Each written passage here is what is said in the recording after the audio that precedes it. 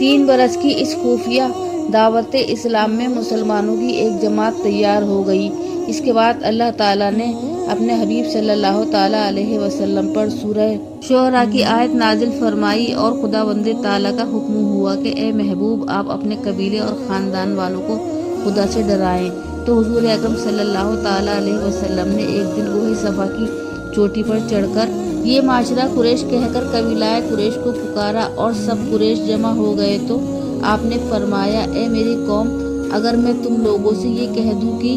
اس پہاڑ کے پیچھے ایک لشکر چھپا ہوا ہے جو تم پر حملہ کرنے والا ہے تو کیا تم میری بات کا یقین کر لو گے؟ سب نے ایک زبان ہو کر کہا ہاں ہاں، یقیناً آپ کی بات کا یقین کر لیں گے، کیونکہ ہم نے آپ کو ہمیشہ سچا اور امین پایا ہے۔ آپ نے فرمایا کہ اچھا، تو پھر میں یہ کہتا ہوں کہ تم لوگوں کو عذاب الہی سے ڈرا رہا ہوں، اور اگر تم لوگ ایمان نہ لاؤ تو تم پر عذاب الہی اتر پڑے گا۔ یہ سن کر تمام قریش، جس میں آپ کا چاچا ابو لہب بھی تھا، سخت ناراض ہو کر سب کے سب چلے گئے اور حضور کی شان میں اول فول بکنے لگے۔ اب وہ وقت آ گیا کہ اعلان نبوت کے چوتھے سال اللہ تبارک و تعالیٰ نے یہ حکم فرما دیا کہ اے محبوب، آپ کو جو حکم دیا گیا اس کو علل اعلان بیان فرمائیں۔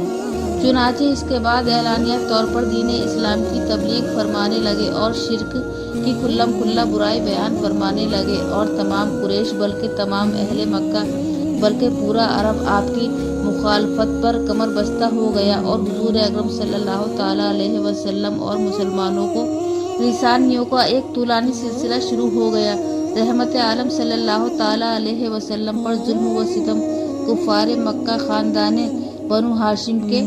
انتقام اور لڑائی بھڑکانے کے خوف سے حضور اکرم صلی اللہ تعالیٰ علیہ وسلم کو قتل تو نہیں کر سکتے تھے، لیکن طرح طرح کی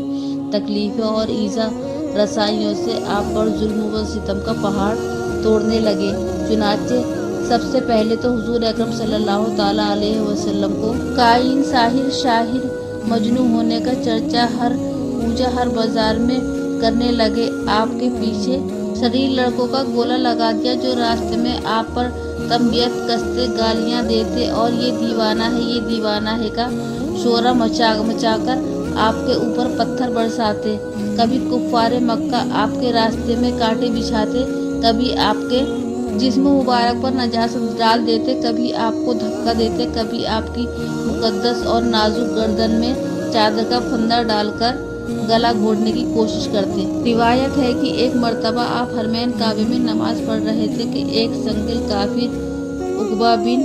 معیط نے آپ کے گلے میں چادر کا پھندا ڈال کر اس زور سے کھینچا کہ آپ کا دم گھٹنے لگا۔ چنانچہ یہ منظر دیکھ کر ابو بکر صدیق رضی اللہ تعالیٰ عنہ بے قرار ہو کر دوڑ پڑے اور عقبہ بن معیط کو دھکا دے کر دفع کیا اور یہ کہا کہ تم لوگ ایسے آدمی کو قتل کرتے ہو جو یہ کہتا ہے کہ میرا رب اللہ ہے۔ اس دھکم میں حضرت ابو بکر صدیق رضی اللہ تعالیٰ عنہ نے کفار مکہ نے بھی مارا اور کفار کی مار بھی کھائی۔ کفار مکہ آپ کے معجزات، روحانی تاثیرات و تصورات کو دیکھ کر آپ کو سب سے بڑا جادوگر کہتے۔ جب حضور اکرم صلی اللہ تعالیٰ علیہ وسلم قرآن شریف کی تلاوت فرماتے تو یہ کفار قرآن شریف کی تلاوت فرماتے تو یہ کفار قرآن اور قرآن کو لانے والے جبرائیل اور قرآن کو نازل فرمانے والے اللہ تعالیٰ اور آپ کو گالیاں دیتے اور گلی کوچوں میں پہرا بٹھا دیتے کہ قرآن کی آواز کسی کے کانوں میں نہ پڑنے پائے، اور تالیاں پیٹ پیٹ کر، سیٹی بجا کر اس قدر شور و غل مچاتے کہ قرآن کی آواز کسی کو سنائی نہیں دیتی تھی۔ حضور اکرم صلی اللہ تعالیٰ علیہ وسلم جب کہیں کسی عام مجمع میں یا کفار کے میلوں میں قرآن پڑھ کر سناتے یا دعوت ایمان کا باعث فرماتے تو آپ کا چاچا ابو لہب آپ کے پیچھے چلا چلا کر کہتا جاتا تھا کہ اے لوگو، میرا بھتیجا جھوٹا ہے، یہ دیوانہ ہو گیا ہے، تم لوگ اس کی کوئی بات نہ سنو۔ ایک مرتبہ حضور اکرم صلی اللہ تعالیٰ علیہ وسلم جلمجاز کے بازار میں دعوت اسلام کے واعظ فرمانے کے لیے تشریف لے گئے اور لوگوں کو کلمہ حق کی دعوت دی تو ابو جہل آپ پر دھول اڑاتا جاتا تھا اور کہتا تھا کہ اے لوگو، اس کے فریب میں مت آنا، یہ چاہتا ہے کہ آپ لوگوں لات و عزا کی عبادت چھوڑ دو اسی طرح ایک مرتبہ جبکہ حضور اکرم صلی اللہ تعالیٰ علیہ وسلم حرمین کعبہ میں نماز پڑھ رہے تھے اور نماز کی حالت میں ابو جہل نے کہا کہ کوئی ہے اہل فلاں ذبح کیے ہوئے اونٹ کی اوجڑی لا کر سجدے کی حالت میں اس کے کاندھے پر رکھ دے۔ یہ سن کر امامہ بن ابی معیط کافر اٹھا اور اوجڑی لا کر حضور اکرم صلی اللہ تعالیٰ علیہ وسلم کے دوش مبارک پر رکھ دیا۔ حضور اکرم صلی اللہ تعالیٰ علیہ وسلم سجدے میں تھے۔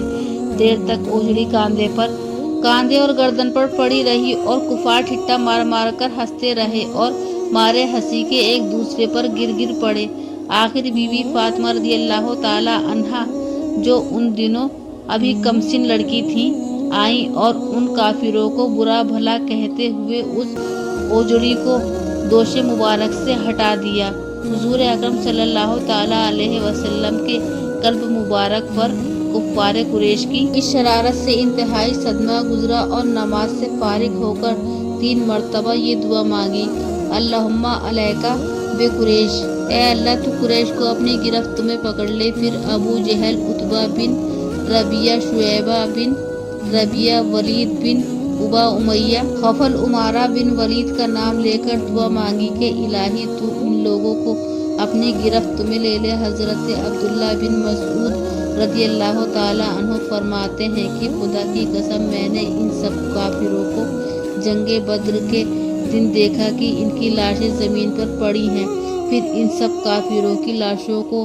نہایت ذلالت کے ساتھ گھسیٹ کر بدر کے ایک گڑھے میں ڈال دیا اور حضور اکرم صلی اللہ تعالیٰ علیہ وسلم نے فرمایا کہ ان گڑھے والوں پر